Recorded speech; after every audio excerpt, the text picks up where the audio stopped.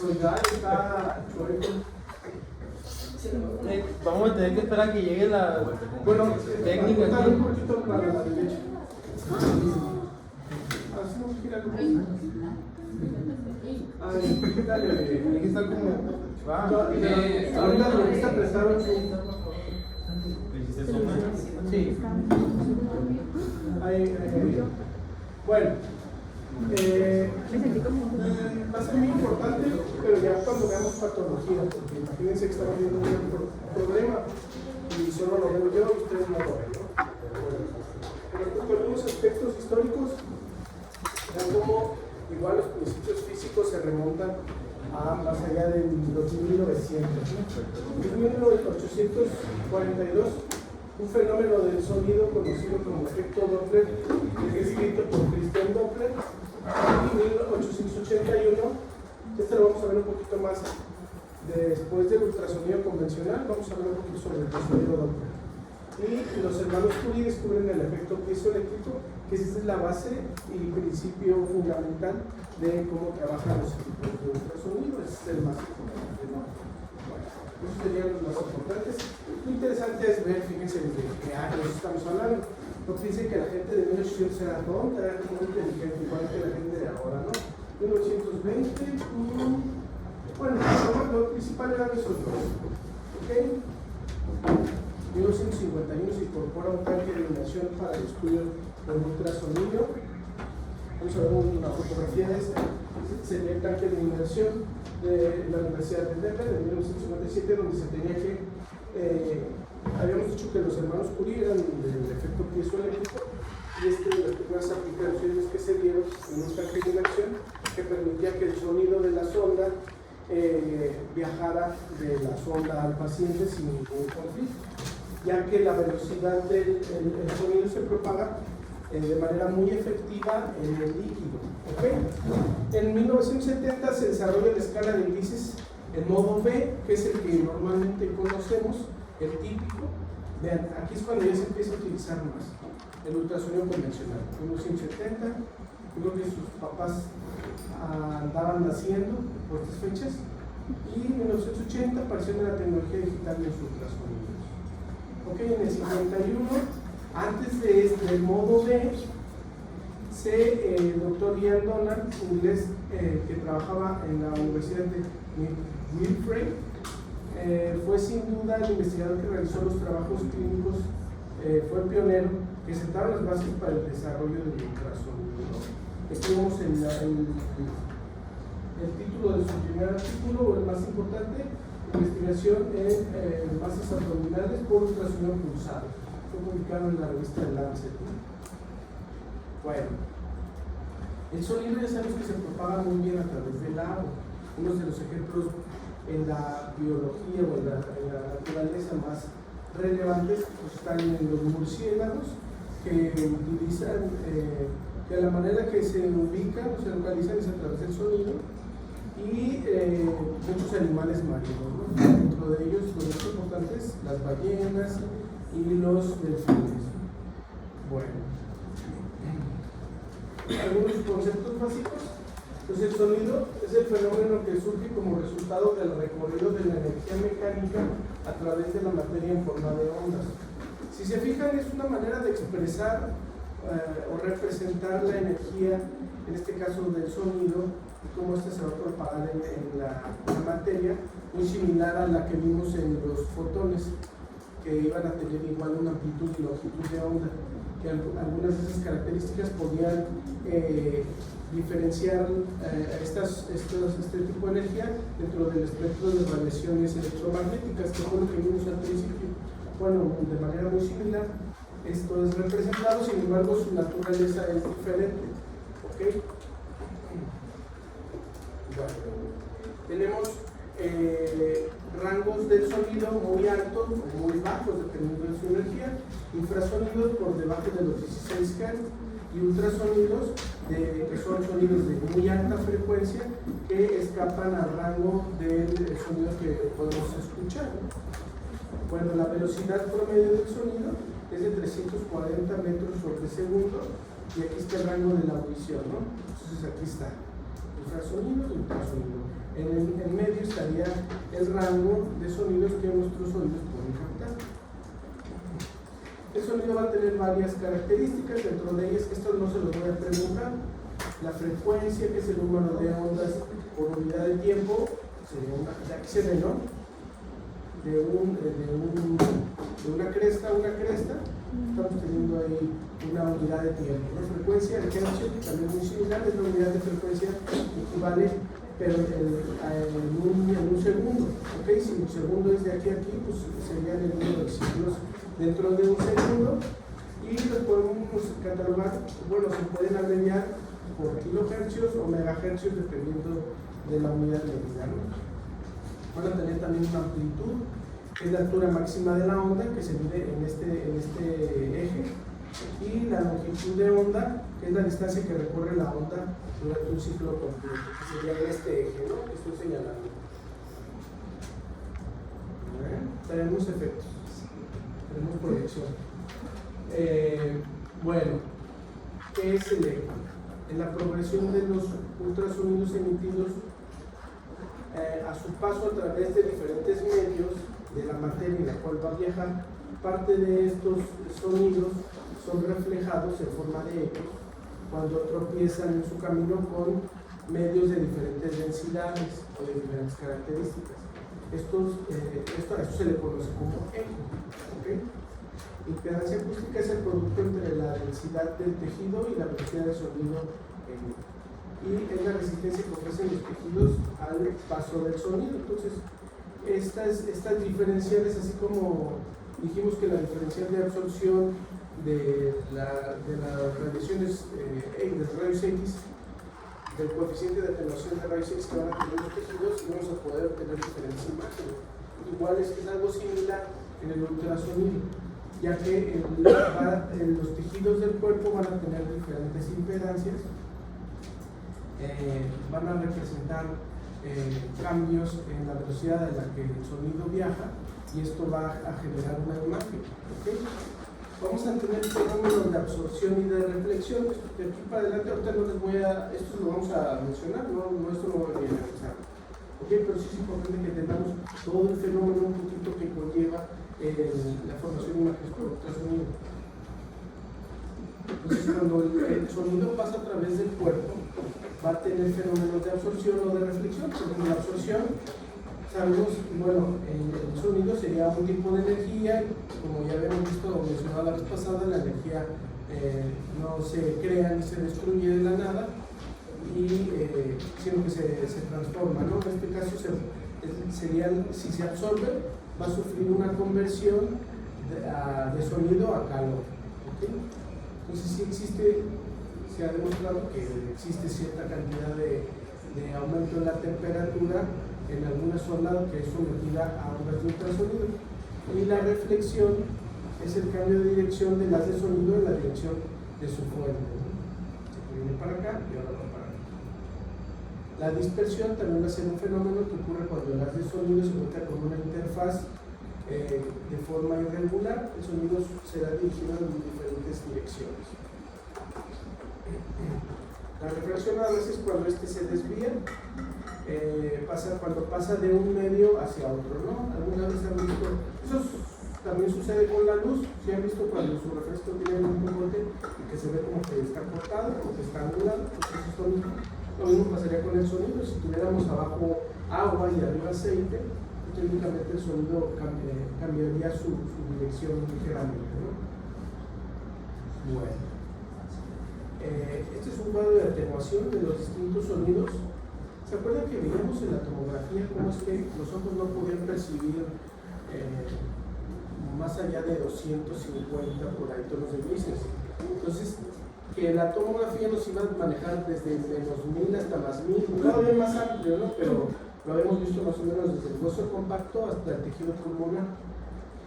Entonces, ¿qué es lo que hacíamos en la tomografía? Que nos ubicábamos los tonos de grises en el monitor, nos centrábamos más hacia tejidos óseos, hacia tejidos blandos o estructuras abdominales, por ejemplo, o hacia estructuras óseas que son más densas, para poder representar esos distintos tonos.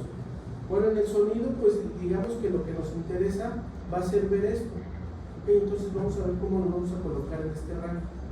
Y es por eso que las estructuras como el hueso y el aire no se pueden representar, porque ya vean el margen en el que están, ya están muy arriba, ¿no? Su coeficiente de atenuación está muy por fuera de esto. Entonces, si quisiéramos ver pues con aire, no podríamos valorar estas con la misma claridad. Bueno, eso sí, anótenlo, eso sí se los voy a preguntar probablemente. Ese es un ejemplo de modo P. Ultrasonido, dijimos hace rato que P era de unidimensional, es una modalidad de ultrasonido. Vamos a ver algunas otras modalidades y se las voy a comentar, se las voy a explicar a grandes rasgos, ¿no? Bueno, entonces es un procedimiento diagnóstico que permite obtener imágenes de los tejidos corporales a partir de ondas sonoras de alta frecuencia cuyas reflexiones o ecos son analizados por instrumentos electrónicos. Esto también anoten. ¿Cuál será su principal ventaja? A diferencia de los métodos de imagen que hemos estado viendo, va a ser la ausencia de radiaciones ionizantes. ¿Cuál era la característica de una radiación ionizante? Que produce iones. Producía iones, ¿verdad? Muy bien. Entonces esto no va a ser ionizante. Nos va a permitir obtener imágenes en múltiples planos. Habíamos visto que radiografías, las más habituales como proyecciones, iba a ser la AP y la lateral, ¿se acuerdan? En algunas estructuras. No aplica para todas las estructuras del cuerpo. Entonces, AP y lateral, bueno, por ultrasonido puedo obtener todas las que yo quiera, voy viendo en tiempo real, estoy viendo en tiempo real la estructura que estoy estudiando, ¿no? Determina y cuantifica la existencia de flujos vasculares mediante la modalidad Doppler, que también vamos a ver, y que va a ser en tiempo real. ¿Qué otro método utilizábamos para visualización en tiempo real? La fluoroscopía. La fluoroscopía, muy bien. Esto también es pregunta de examen. Bueno, limitaciones. Esto también anótenlo. Se anotaron las ventajas, ¿verdad? Sí. Bueno, las desventajas, muy importante, y es muy que se nos debe de olvidar, no es comercial, porque además yo no me vengo a promocionar de nada, que es operador dependiente. O sea, si ustedes van al sitio más barato o económico, hacerse una radiografía y ustedes están dando cuenta que sus pacientes les llevan radiografías de buena calidad, no ni sobreexpuestas ni subexpuestas, bien centradas, y lo que ustedes están solicitando, pues lo pueden seguir mandando, ¿no? Ya va a depender también si en el sitio, normalmente ya en sitios particulares, les entrega interpretación, eso ya sería parte, ¿no? Pero si a mí me mandan la radiografía del lugar más barato, pero está bien tomada, yo perfectamente la puedo considerar diagnóstica y es útil. Bueno, el problema del ultrasonido es que ahí sí hay un poquito más de conflicto con eso. ¿Por qué? Porque va a ser operador dependiente. Ese es el primer punto que nunca se les debe olvidar, porque casi siempre van a estar pidiendo ultrasonidos, ¿ok? O van a tener la necesidad de hacerse uno ustedes, a sus esposas embarazadas, a sus familiares, ¿no? A sus pacientes. Y es que es operador dependiente. Si yo, es como cuando ustedes los mandan a buscar un calcetín al cajón de su mamá y si dicen, no está, mamá, y si está ahí lo encuentro, ¿qué te hago? Y van y lo encuentran. Entonces, bueno, ¿qué pasó? ¿Cuál es la diferencia? Tu mamá lo buscó bien, pues yo lo busqué bien. Ah, bueno, pues es exactamente lo mismo. Si el médico, para empezar, hay sitios donde pues que compran el equipo de ultrasonido. Ustedes pueden el día de mañana comprar su equipo de ultrasonido y poner su negocio, ¿no? Y venderse como ultrasonografistas. Ahí ya no estaría legal porque ustedes no tendrían ningún adiestramiento, pero sí existe adiestramiento de personas y sí se puede, sí es legal que se hagan ultrasonidos médicos que hacen diplomados y tienen una especie de certificación. Pero lo legal y lo bueno, lo que debería ser, el deber ser, nos indica que estos estudios deben de ser realizados por gente que ha estudiado imagenología, ¿okay? Que es su especialidad. Radiólogos e imagenólogos es sinónimo, ¿okay? Se cambió el nombre hace como unos 10 años, entonces si tienen esa duda es lo mismo, ¿no? Entonces, Si la persona no tiene el adiestramiento adecuado, ¿qué es lo que va a pasar? Pues no les va a ver la lesión, no les va a ver el problema. Y ustedes mándenme las fotos que le tomó el doctor, pues no lo voy a poder ver. O sea, es como si yo le mando la foto, mire, señor director, no vinieron mis alumnos, y le mando esta foto de aquí. Ay, sí, es cierto, me va a decir, no, yo te firmo aquí de que tus alumnos son malos. Pues no puede ser tampoco así. Igual, si busco un tumor y no lo encuentro, no quiere decir que no lo tenga. Bueno, entonces, muy importante. Y ahí ustedes se van a ir dando cuenta también, pues los mando al gabinete de este médico radiólogo y siempre me dicen las cosas. Y cuando los operan, nada que ver. Entonces ya no los mandan para allá, mejor los mandan a otro lado. Así va a ser, ¿no? Así funciona. Entonces, digo, dentro de lo que puede ser, sí es entonces un estudio de operador dependiente. Nunca se les olvide eso. No es útil para las estructuras del cuerpo donde hay abundante gas, así como para el hueso, o estructuras que queden por detrás del hueso. ¿Okay? El exceso de grasa corporal disminuye su sensibilidad y especificidad. ¿Okay? Si tenemos un paciente muy gordito, es más probable que, bueno, baja su sensibilidad y especificidad, es más difícil de detectar una alteración. Entonces, no se pongan gorditos. Bueno. Uno de los componentes principales de los equipos ultrasónicos son los transductores. Los transductores es la parte del equipo donde se lleva a cabo la magia de este método, ¿no? Entonces, aquí, ¿qué es lo que estamos viendo? Que cada transductor va a tener una diferente aplicación. Aquí estamos viendo los más comunes de ultrasonido convexo, ultrasonido lineal, volumétricos, por ejemplo, este que es el palo de hockey, para estructuras son lineales, este especial para estructuras muy pequeñas como para mano, por ejemplo.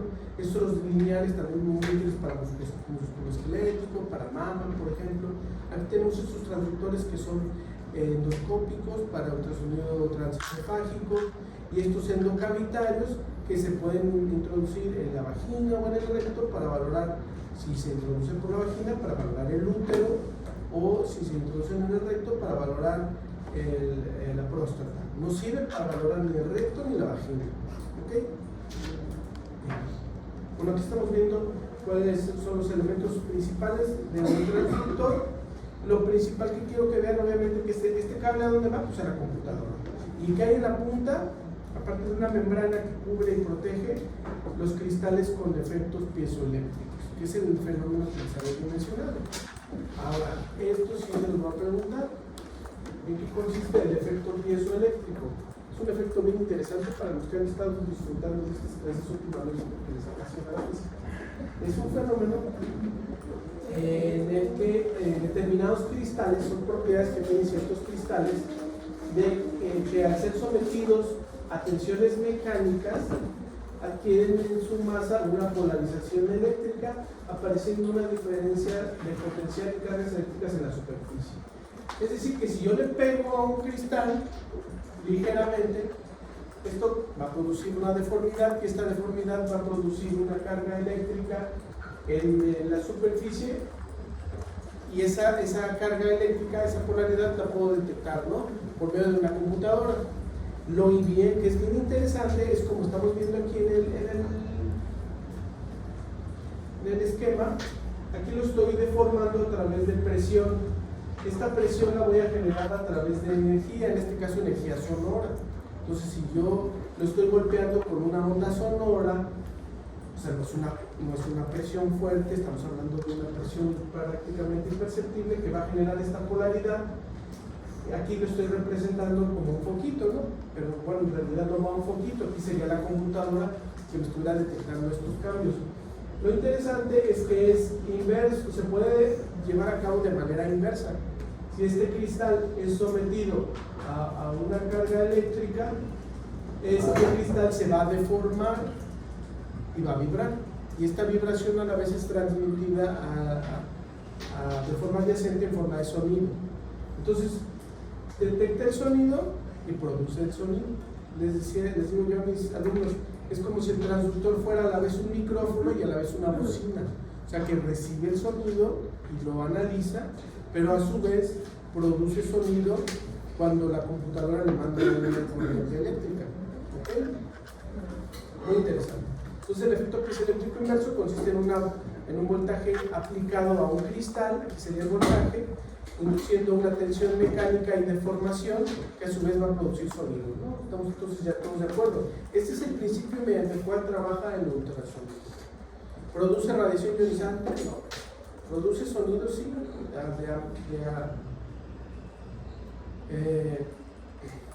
de alta frecuencia, ¿no? Bueno, aquí tenemos el ultrasonido. Les había dicho que hay distintas modalidades. Esta modalidad ya no se usa, eran las primeras en las cuales ¿se acuerdan que vimos un doctor que escribió un artículo que lo publicaron en Lancet de primeros estudios de masas abdominales estudiadas por ultrasonido? Bueno, así era como veían los tumores, como rayas. Entonces, eso ni yo lo entiendo. Entonces, la representación gráfica son los desvíos verticales de la señal que representan los hijos recibidos de las diferentes interfaces del cuerpo, ¿no? No vamos a ahondar en esto. Esto era el modo A. Luego que sigue de la B, la B, ¿no? Este ya sería el modo B. Si usted tiene un ultrasonido para una mujer, un ultrasonido obstétrico, como que estamos viendo, no tiene que poner un ultrasonido en modo A, modo B, ¿no? O sea, ya sabemos qué tipo de ultrasonido vamos a hacer. En el caso del modo B, la representación gráfica del modo A es reemplazada por puntos brillantes que se relacionan con la amplitud del eco recibido. Entonces ya tenemos una imagen así como tal, como la conocemos, ¿no? Luego tenemos un modo M, la B es de bidimensional, la letra M es de movement, y se muestra la escala de grises producida por una imagen de modo B en relación al tiempo. Tenemos una imagen aquí en modo B, de un bebé, de un tórax, de un bebé, y que al moverse el corazón, si obtenemos una imagen en modo M, podemos identificar las zonas donde hay movimiento y se ve aquí cómo se está moviendo el corazón, ¿sale? Y a partir de eso se puede obtener la frecuencia cardíaca, por ejemplo. ¿Ok? No tiene mucha utilidad. El modo M en realidad se utiliza para graficar algunas estructuras en movimiento. Aquí estamos viendo un diafragma que no se está moviendo y un diafragma que está moviéndose con la respiración de manera normal. Y falta el modo Doppler, que vamos a ver ahorita. Esto no lo vamos a mencionar. Sobre artefactos. No, ya luego ya empezó. Lo de los artefactos, eso no lo voy a preguntar. Solo vean cómo hay una serie de artefactos o imágenes ficticias que se pueden generar y que si no se tiene un adecuado adiestramiento, obviamente podemos ver cosas que no existen o no ver cosas que sí existen.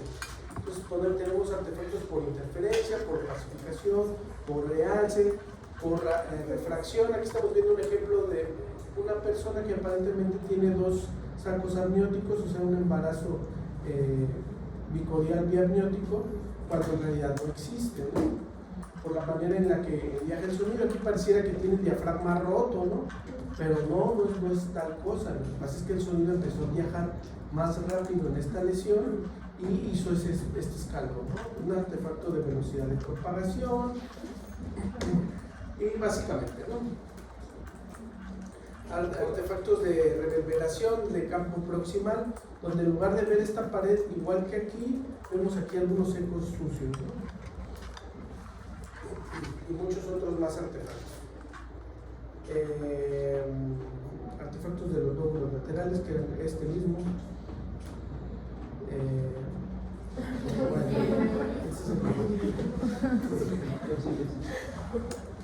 Hay efectos biológicos del ultrasonido. Ya habíamos comentado los efectos biológicos de las radiaciones ionizantes. Bueno, ¿cuáles son los efectos biológicos del ultrasonido? Son dos principales. Uno mecánico. Para que se produzca un bioefecto mecánico de tensión de vapor es importante que las microburbujas en los tejidos libres crezcan y se colapsen generando cavitación. Estos fenómenos son muy... O sea, estos efectos biológicos no son de importancia en realidad, pero sí existen, ¿no? Nada más quédense con la idea de que existen, no se nos va a preguntar tampoco en el examen. Este efecto de cavitación se puede ver un poquito más destructivo en las propelas de los barcos. Es un fenómeno que se genera y por lo cual van generando desgaste. Generan unas burbujitas y estas colapsan y explotan y y generan un desgaste en el acero de las. Si quieren algún día ver un poquito más sobre la cavitación, ahí es donde se nota más. Y el otro es el efecto térmico, que es el que ya les había comentado. Hay un aumento de temperatura de los tejidos que son sometidos a estos haces de ultrasonido, por los que se generan por la absorción, a mayor absorción en el tejido, qué tan intenso sea la frecuencia del haz de sonido, cuánto tiempo estamos ahí con el transductor pegado, y si el punto focal está localizado en un sitio específico. Salud. Este efecto térmico va a generar un aumento de temperatura que en promedio va a ser de medio grado a 1 grado en un estudio que dure hasta 30 minutos. Normalmente no duran tanto tiempo en una sola zona. Entonces, ¿qué quiere decir? Que en realidad los efectos biológicos no son de importancia, que los ultrasonidos se pueden estar repitiendo cuantas veces sea necesario antes de que siempre y cuando lo queden de acuerdo, ¿no? Bueno, no quiere decir que le van a estar pidiendo a su paciente los ultrasonidos que sean, porque pues, el paciente para empezar tiene que pagar. Ustedes no tienen que pedir ni estudios de más ni estudios de menos. Si quieren ser médicos de excelencia, obviamente no deberían de ser ninguna u otra cosa. Tan mal está pedir de más como pedir de menos. Bueno, anoten la nomenclatura. ¿Cuál fue la nomenclatura que utilizamos en la tomografía?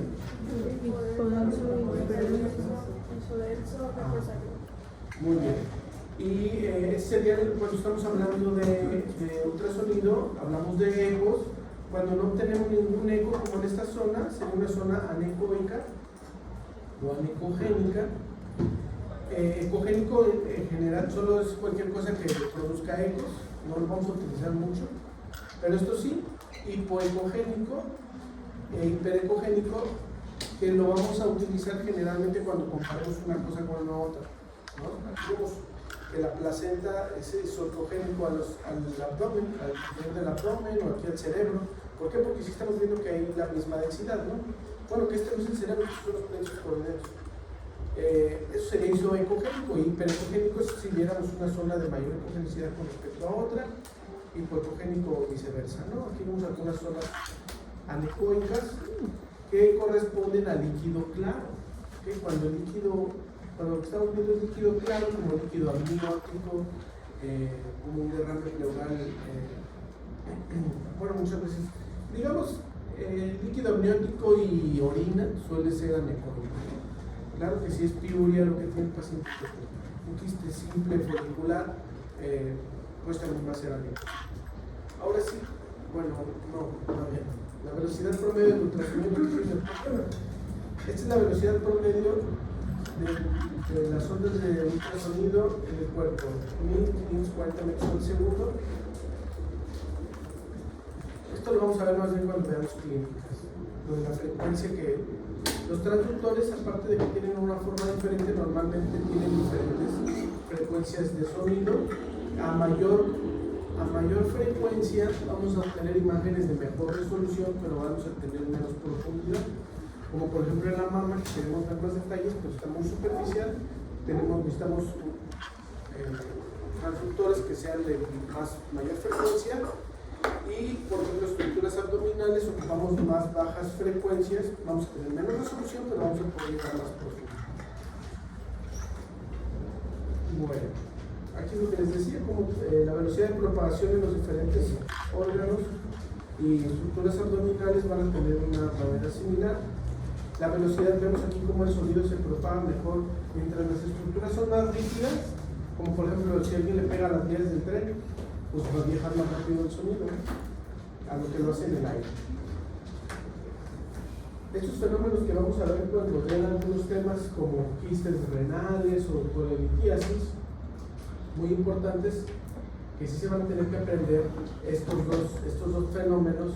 Se conoce como reforzamiento acústico posterior, que es que cuando el haz de sonido pasa a través de una estructura que tiene líquido claro, vamos a observar una zona de reforzamiento acústico posterior, es decir, que vamos a ver una zona de hiperecogenicidad.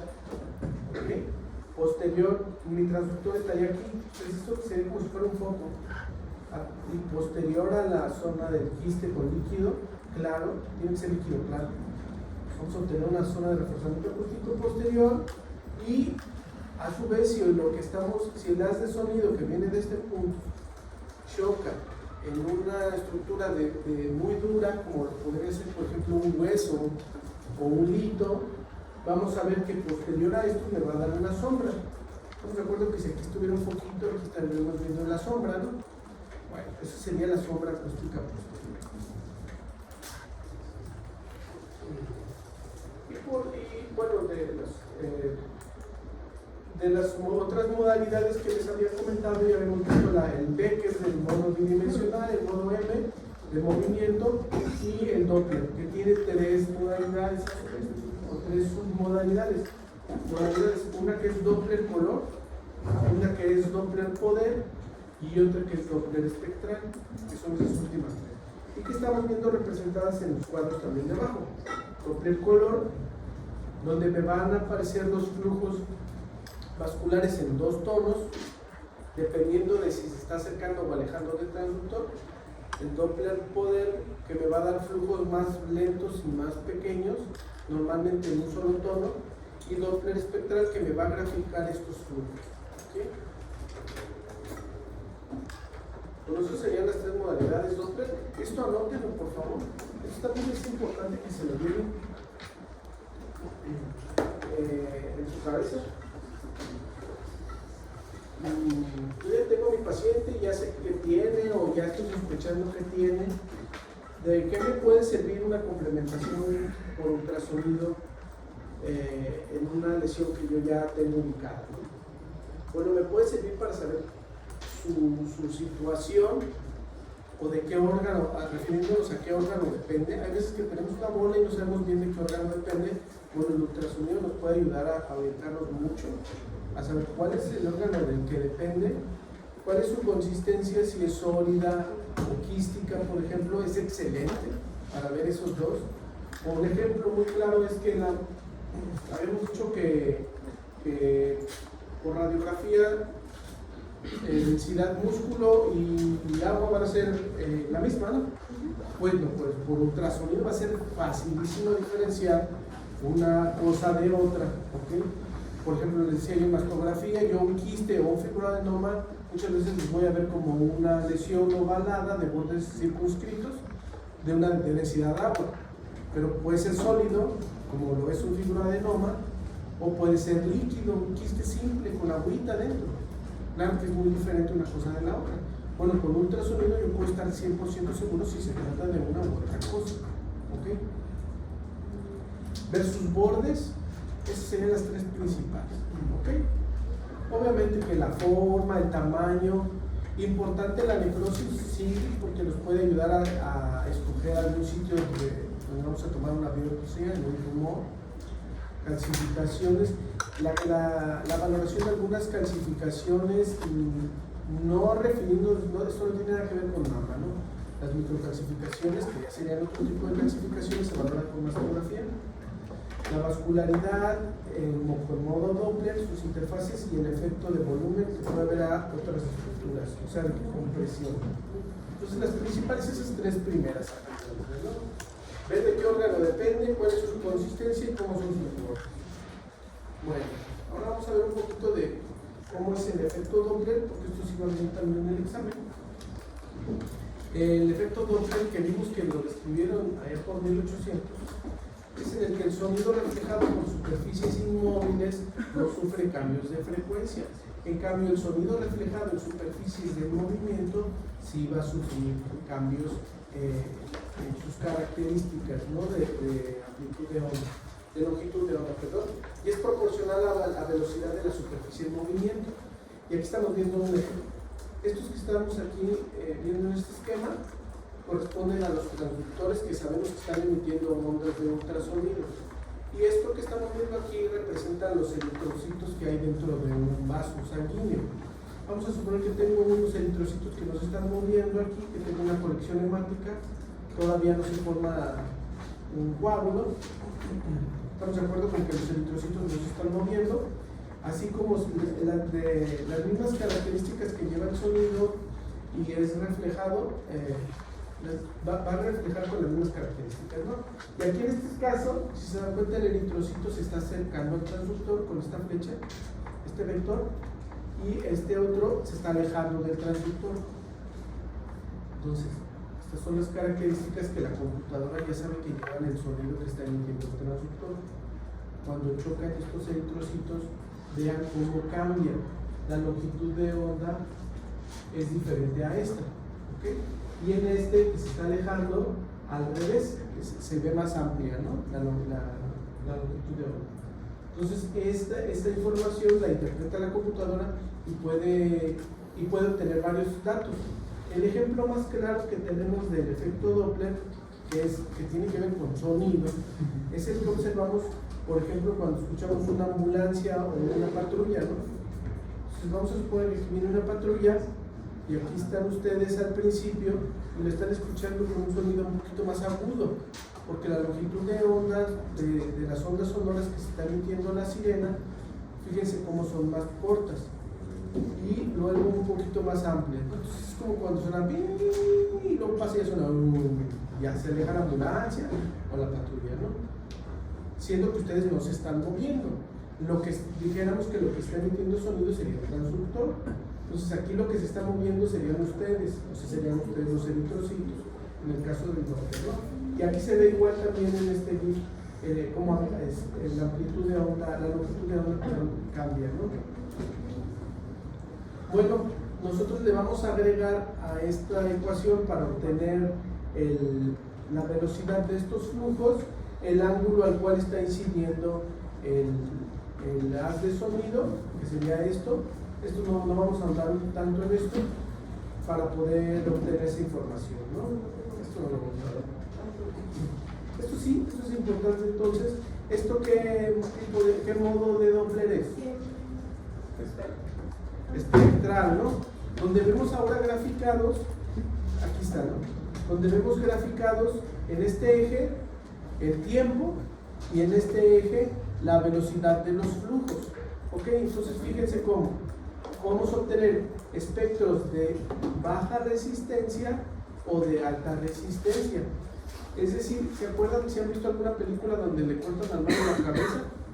¿Y cómo sale la sangre? No sale así todo el tiempo a la misma velocidad. Los flujos de la sangre y sus velocidades van a influir o van a estar influidos por el ciclo cardíaco, ¿no? Entonces, a la hora que late el corazón, sale un chisguero, y otra vez late el corazón, sale un chisguero. Bueno, por dentro, los flujos de sangre en algunos vasos de alta resistencia normalmente van hacia adelante, se regresan un poquito y otra vez para adelante, se regresan un poquito, se va para adelante y se regresan un poquito. Esta sería la representación gráfica de esos flujos, donde alcanzan un pico de velocidad máxima, en el pico, que se le conoce como pico sistólico, luego disminuye rápidamente e incluso se invierte. Quiere decir que aquí ya van hacia el otro lado la sangre, todo lo que está hacia abajo. Entonces ahí ya se estaría regresando en este punto y otra vez para adelante y otra vez para atrás, para adelante y para atrás. Y hay órganos de baja resistencia como el cerebro, que necesita que todo el tiempo esté entrando la sangre, cuyas resistencias vasculares de los capilares y de las arteriolas van a ser menores y que van a permitir que todo el tiempo esté la sangre avanzando hacia adelante a mayor velocidad y un poquito más lento, pero siempre hacia adelante. Y aquí lo estamos viendo graficar. Entonces esto nosotros hacemos el análisis dependiendo de las patologías que estemos revisando en nuestro paciente para ver si hay alteraciones de estos. Por ejemplo, ¿cómo estará el flujo si yo tengo muy obstruido un vaso? ¿Acelerado o lento? Pues estaría muy acelerado, porque es como cuando ustedes le ponen el dedo a la... Si está saliendo lentamente el agua de la llave y cae aquí, si le pongo el dedo, va a salir menos agua, pero va a llegar más lejos. ¿Okay? Entonces es menor el flujo, pero mayor va a ser la velocidad. Luego, estos dos, ¿qué modalidades de Doppler son? Color y poder, ¿verdad? Aquí dice el título, muy bien para los que leyeron. El color me va a diferenciar un flujo de otro. No significa que uno es arterial y el otro va a ser venoso, sino que uno se está acercando y otro se está alejando del transductor. Yo mi transductor en este ejemplo lo tengo aquí arriba. Aquí casi están pasando de manera horizontal al transductor. Lo ideal es que si se estuvieran acercando hacia el transductor va a ser más representativo, normalmente por lo menos en un ángulo no mayor a 60 grados, y la sangre que vaya para acá el transductor, bueno, la va a representar de un color, y la que se esté alejando, que normalmente, no siempre, pero normalmente una arteria por ahí cerca va a estar la vena, entonces ahí vamos a poder diferenciar ambos flujos, ¿ok? Además de muchas otras características, pero esto es lo que nos va a decir el color, la dirección, porque si yo le aprieto un botón, tiene un botón, esto va a cambiar, entonces lo que está de rojo ahora se va a ver azul y así, y viceversa. Y esto nos va a servir en el poder, normalmente todo, les había yo dicho que va a ser monocromático, todo va a ser de un solo color, pero nos va a ayudar a identificar flujos más bajos, más lentos, más para ver la perfusión del órgano, ¿no? Aquí estamos viendo otro ejemplo. Nos estamos viendo un injerto renal, cómo se ven los flujos principales, cuál va entrando, cuál va saliendo y su perfusión.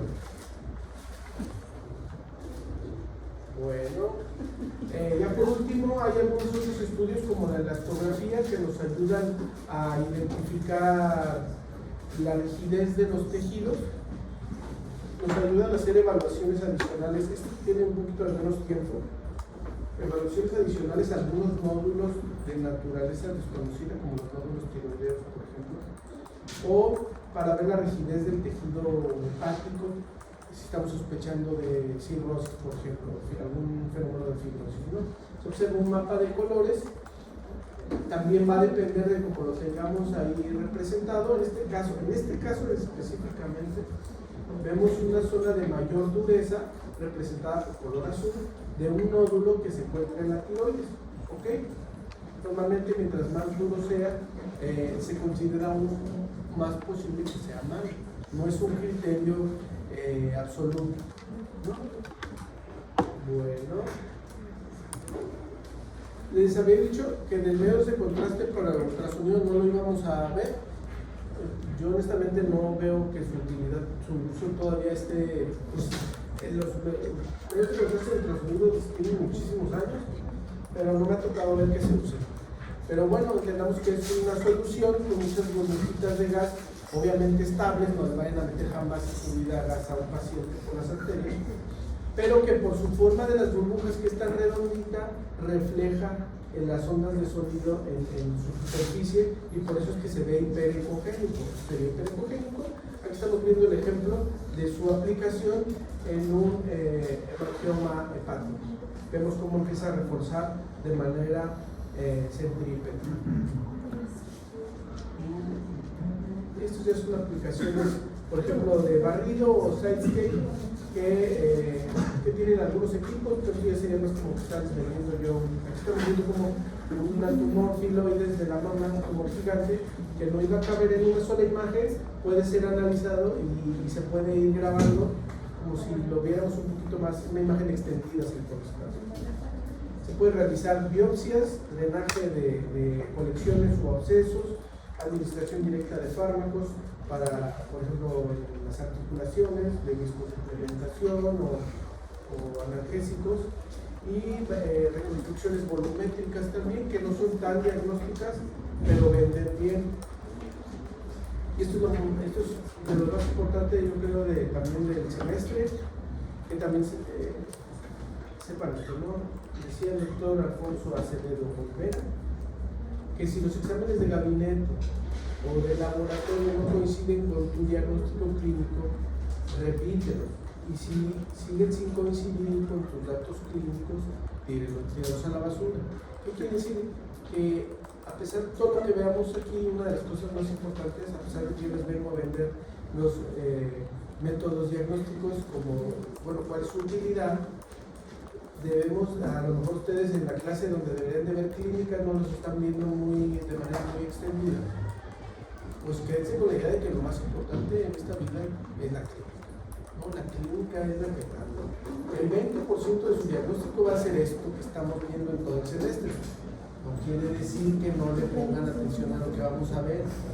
Todo es importante. Ahorita ustedes todavía no están en la capacidad de poder decir esto sí lo estudio, esto no.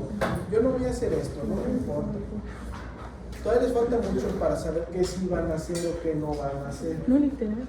Entonces, la clínica es la que falta. Y nada más. Que se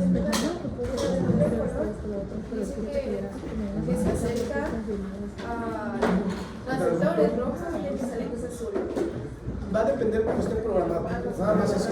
Sí, o sea, yo le aprieto un botón y ya se cambia. Por ejemplo, si la pongo aquí y quiero ver la otra, se va a ver azul si está como que se va por así. Sí, mira, es que hace cuenta que el sonido viene así. También va a depender hasta que no pongas el tono. Porque si lo pongo así, viendo la aorta, me va a dar de un color porque se está acercando. Si lo pongo así, también lo voy a ver, pero ahora se va a estar alejando. Entonces varía. Y si yo lo estoy viendo así roja, y le aprieto un botón que dice invertir flujo, ya ahora la aorta me va a salir el color. O sea, por eso les decía que no se quede con la idea de que un color significa arterial. Sí, exactamente. Eso es lo más normal pensar eso. Pero no, tiene que ver con la manera en la que les daba la imagen. Estaba pasando. Y en la premedicación para en la medicación de urgencia, por ejemplo, si pasa que la radiografía y de repente 4 horas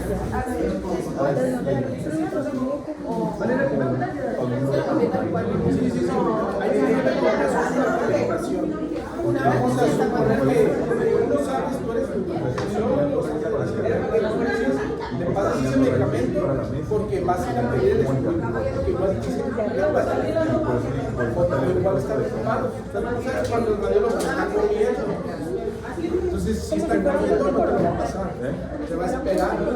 Entonces, si todavía no te lo pasa, o no hay radiólogo hasta que llegue, y no llega, va a decir, no, pues hasta mañana, pues vas a estar pasando eso hasta que. Vamos a hablar de los un paciente que ya tiene antecedente de reacción alérgica. ¿Sí se entiende?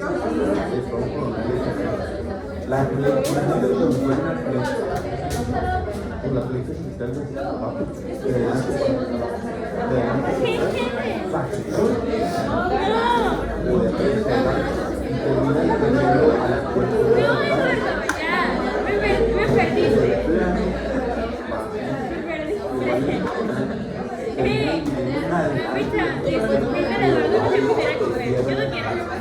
Ya dijimos que el café me quita el hambre.